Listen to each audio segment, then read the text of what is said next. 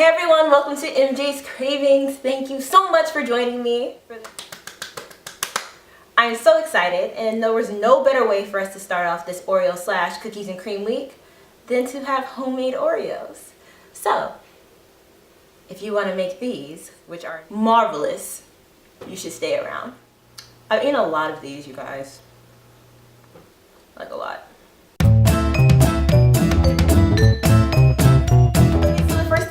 Do is cream our butter and sugar. I have 2 sticks of butter right here, and we're just going to drop those down in Betsy, my mixer, for you guys who have never met her before. Please greet her. And then here's our sugar, and we're just gonna turn Betsy on. Betsy's done the hard work for us, and our butter and sugar has been properly creamed. It's looking light and fluffy. So now we're going to add our egg and vanilla extract, and we are just going to turn Betsy back on. This recipe calls for Dutch processed cocoa powder, which I've had the hardest time finding. I think it would be in the supermarket, in the baking aisle, but that would just be too easy. So I was only able to find natural processed cocoa powder, and the big difference between the Dutch process and the natural process is the Dutch process gets rid of some of that acidity, so it makes it more basic. So what I did was add some baking soda to the natural processed cocoa powder in an effort to knock down that acidity level. Keep that in mind, but if you find Dutch cocoa powder first, let me know where you found it. And 2, you don't have to add baking soda because you're already there. Add it to my other dry ingredients. Slowly incorporate this into Betsy. Now, I feel like I've talked to you guys multiple times about this. Don't be like me, do not add too much and then blast it and then it goes everywhere and then you look ridiculous. Don't do that.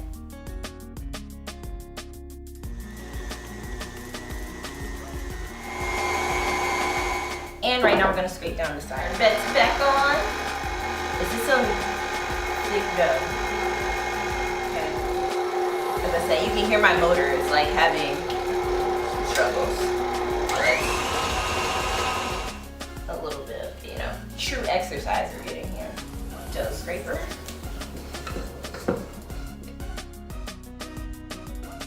Alright, and so all I'm going to do is just bring it together. We don't have to like knead it or anything of that nature, and then just do your best to half it. So I think that would be about half, and I'm just going to make 2 discs. We'll add that to this one right here. Saran wrap them up, and then just pop them in the refrigerator for an hour, and when we get back, we'll be ready to roll out the dough and make our cookies. It is time. Our dough has rested, so I have my first disc here. And might I say, it looks very well rested. And so what I'm going to do is sprinkle just a little bit of flour down here. Make sure it doesn't stick when we roll it out. And we're going to roll it between 1/8 and 1/4 inch thickness. Just keep moving it to make sure it doesn't stick. I have some cookie cutters. Dual side, one has the little ridges. One has beveled edges. There you go. The other side is smooth. I'm going to use the smooth side for this. And I'm going to start cutting up our cookies. I'm going to put these on a cookie sheet with some parchment paper and pop those in after they set in the refrigerator for about 5 minutes or so. Alright, I'll see you guys soon. So the cookies have been in the oven and they've cooled, and I'm here to make the filling. So the first thing we're going to do is we're going to add some butter that's been softened, so it's at room temperature. And then right here I have some half and half and some vanilla extract. And in this bowl here I have some powdered sugar. And so we're just going to start gradually adding it. And you can do this in your mixer. I just chose to do it by hand because I'm special, I guess. And I usually use about maybe like 2 to 2.5 cups of powdered sugar. It kind of depends on how sweet I want it to be. To get like the lumps out, you'll see me sometimes like push it up against the glass bowl. Right. And salt brings out flavor and everything, so we're gonna put just a little bit of it in here. continue to mix. I think that's it. So I'm gonna put this in the refrigerator so they can chill real quick, and then we're going to pipe it onto our cooled. I put it in the freezer for a little while so it's a little bit firmer. So it's gonna be easier for us to pipe. And I have matched up the cookies with, you know, the one they belong with. They found love and all that great stuff. So I'm basically eHarmony for cookies. So we're just gonna get piping. So it looks like I'm just making just like a little rosette. Same thing here. I like a lot of filling, that's kind of my thing.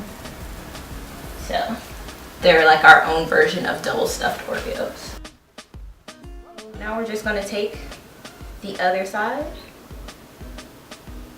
and press them down. So easy enough. Avery making cameo appearances.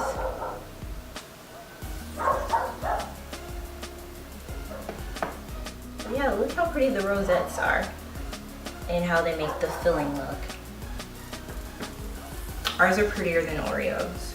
So now all I'm going to do is pop these in the refrigerator so the cream can firm up yet again, and then I'm going to eat a whole bunch of them because I love Oreos. If you liked this recipe and this video, please give it a thumbs up. If you have any questions, comments, concerns, or cries of disbelief, please leave those below in the comment box. Just a reminder that all of the measurements and ingredients will be down in the description box below. Please don't forget to subscribe. I can't do the wiggle dance anymore, but I know that the subscribe button is somewhere in this box that I am in, somewhere on your screen.